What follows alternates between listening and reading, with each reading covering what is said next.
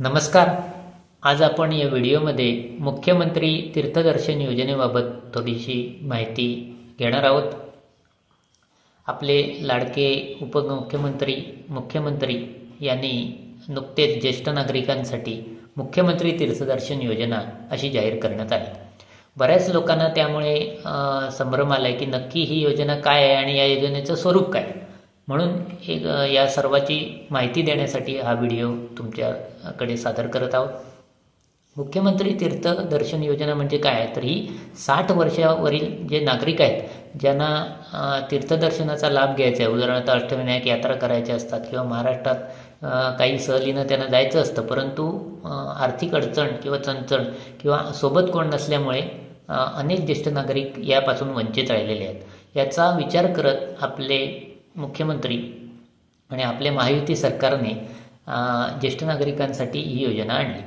आता या योजनेसाठी काय पात्रता आहे, तर अगदी सोपं की जे महाराष्ट्रातील रहिवासी असलेले जे ज्येष्ठ नागरिक आहेत त्यांना या योजनेसाठी पात्र ठरवण्यात आलेलं आहे. आणि यासाठी एक छोटीशी अट आहे, ती म्हणजे उत्पन्नाची अट अशासाठी आहे की 2.5 लाखाच्या वर उत्पन्न असलेल्या लोकांना ही योजना घेता येणार नाही. पण 2.5 लाखाच्या खालचे जे लोक आहेत, म्हणजे अगदी गरजू लोक आहेत ज्यांना तीर्थाटन करायचं आहे, तर त्यांच्यासाठी ही योजना सरकारने आणलेली आहे. आणि त्यासाठी कोणती कागदपत्र लागतील असे बऱ्याच लोकांची विचारणा होते. तर त्यासाठी आत्तापर्यंत ज्या योजना तुम्ही महाराष्ट्र शासनाच्या किंवा नरेंद्र मोदी सरकारच्या कल्याणकारी योजनेमध्ये तुम्ही लाभार्थी झाला असातच, तर तेच कागद म्हणजे अगदी आपण थोडक्यात सांगायचं म्हणजे उत्पन्नाचा दाखला नसेल तर तुमच्याकडे पिवळं किंवा केशरी रेशन कार्ड असेल तर तुम्ही पात्र ठरू शकता.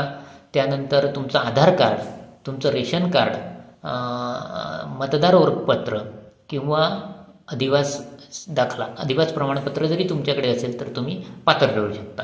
यासोबत अजून काय लागणार आहेत कागदपत्र, तर तुमच्याकडे 2 पासपोर्ट साईज फोटो लागणार आहेत आणि त्यासोबतच आपल्या जवळच्या व्यक्तीचा एक मोबाईल क्रमांक आपल्याला द्यावा लागेल.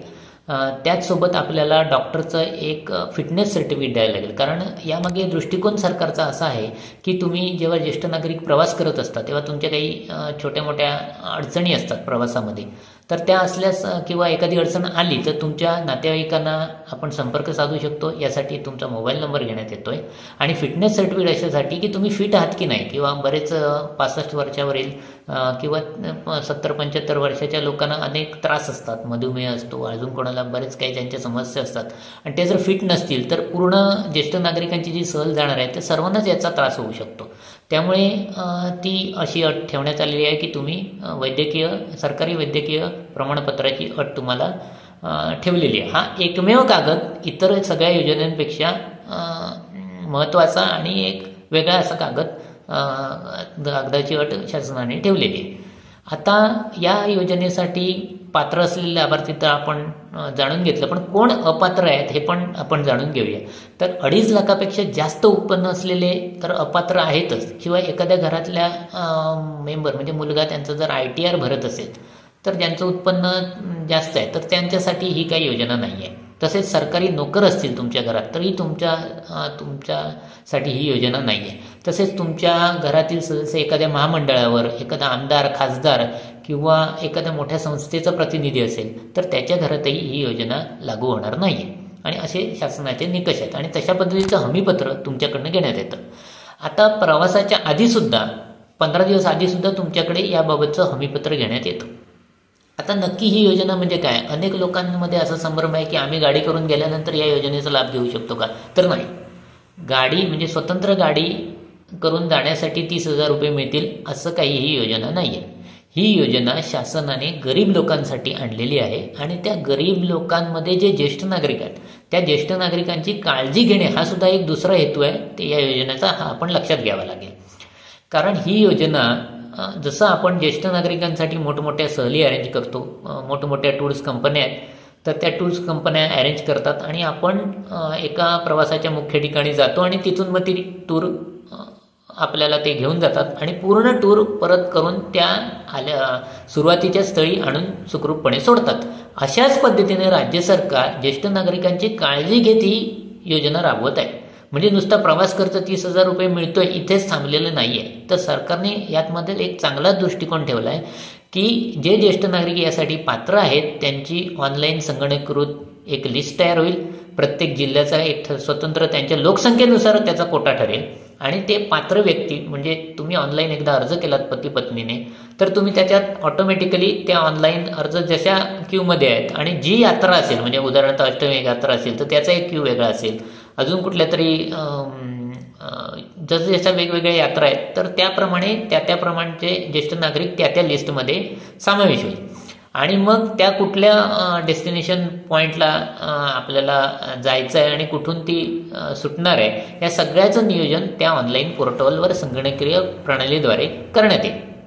आता थोडक्यात म्हणजे आपण या योजनेमध्ये सामील होणारे जे काही ज्येष्ठ नागरिक आहेत त्यांनी जर एक शंका येऊ शकते की नवरा आणि बायको यांनी स्वतंत्र अर्ज जर केला असेल तर त्या लिस्टमध्ये समजा नवऱ्याचंच नाव गेलं असेल आणि वेटिंग लिस्टचे जे कोण असतील त्यामध्ये पत्नीचं नाव असेल तर काय केलं जाईल. तर अशा स्थितीमध्ये सुद्धा शासनाने एक चांगली प्रोव्हिजन केली की तुम्ही समाज कल्याण अधिकारी किंवा जिल्हाधिकाऱ्यांकडे अशी त्वरित जाऊन मागणी केली असेल आणि नवरा पात्र ठरला असेल आणि पत्नीचं नाव जर वेटिंग लिस्टवर असेल तर तुम्ही त्यांना भेटून त्या प्रणालीमध्ये तशी विनंती करू शकता. अशी पण शासनाने प्रोव्हिजन ठेवलेली आहे जेणेकरून प्रत्येक ज्येष्ठ नागरिकाच्या पती पत्नींनाही यासोबत सहभाग घेता येईल.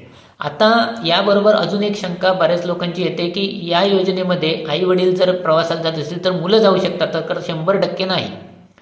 ज्येष्ठ नागरिकांच्या जशा सहली निघतात तशाच पद्धतीची ही सहल आहे. जे ज्येष्ठ नागरिक या सहलींसाठी फिटनेस सर्टिफिकेट देतील तेच या सहलींसाठी पात्र आहेत आणि ज्येष्ठ नागरिक एकत्रित मिळून असे त्या प्रवासाला जाणार आहेत आणि त्याची प्रवास करण्याची जी काय ही कामगिरी आहे ती एका एजन्सीला सोपवली जाईल आणि ती एजन्सी त्या भागातल्या यात्रा घडवून आणतील सुखरूपपणे आणि त्या पॉईंटला पुन्हा आपल्याला आणून सोडतील. त्यामुळे याची सुरक्षिततेची काळजी सुद्धा चांगल्या पद्धतीने सरकारने घेतलेली आहे. त्यामुळे याबाबत शंका बाळगण्याचं काही कारण नाही. आता या योजनेच्यासाठी कागदपत्र पुन्हा एकदा मी सांगतो तर या योजनेसाठी आपल्याला कमीत कमी कागदपत्र म्हणजे आधार कार्ड, मतदार ओळखपत्र कार्ड, आपलं पिवळं किंवा केशरी रेशन कार्ड, उत्पन्नाचा दाखला असेल तर उत्तम, 2.5 लाखापेक्षा कमी असला नाहीतर रेशन कार्डवरती नोंद असते. काळजी घ्या की ही जी महत्त्वाची कागदपत्र आहेत ती 15 वर्षापूर्वीची कागदपत्र असावीत. ही इतर योजनेप्रमाणे या योजनेची अट आहे तर ती आपल्याला लक्षात घ्यावी लागेल. शिवाय आपण अधिवास प्रमाणपत्र असल्यास तर आपल्याला एक महत्त्वाचा डॉक्युमेंट आपल्याकडे असेल तर आपल्याला कोणतीच चिंता करण्याची गरज नाही. त्यानंतर 2 पासपोर्ट साईज फोटो लागतील.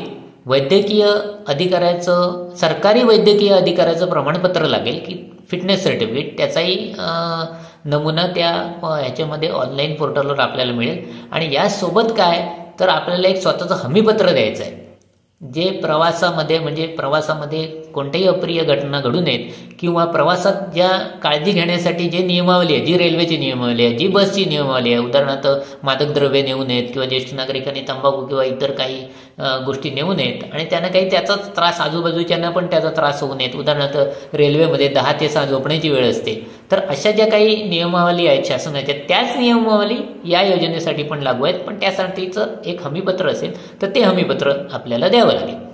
तर अशा पद्धतीची ही ज्येष्ठ नागरिकांचा खऱ्या अर्थाने सन्मान म्हणजे अगदी गोरगरीब जनता आहे, गोरगरीब ज्येष्ठ नागरिक आहेत आणि त्यांना तीर्थस्थानांना भेट देता यावी यासाठी या महायुती सरकारने फार दूरदृष्टी ठेवून हा अतिशय चांगला निर्णय घेतलेला आहे. ज्यांची काळजी घेणारं कोण नाही म्हणून अनेक लोक या महाराष्ट्र राज्यातील वंचित होते ज्यांना तीर्थक्षेत्र पाहता आली नाहीत आपली आणि त्यांचा खऱ्या अर्थाने या महायुती सरकारने सन्मान केलेला आहे आणि त्याबद्दल मी मुख्यमंत्री आणि सर्वच मंत्रिमंडळाचे अभिनंदन करतो. नागरिकांना विनंती आहे की जास्तीत जास्त लोकांनी या योजनेचा लाभ घ्यावा आणि ज्येष्ठ नागरिकांनी तीर्थाटन करून घ्यावे. धन्यवाद.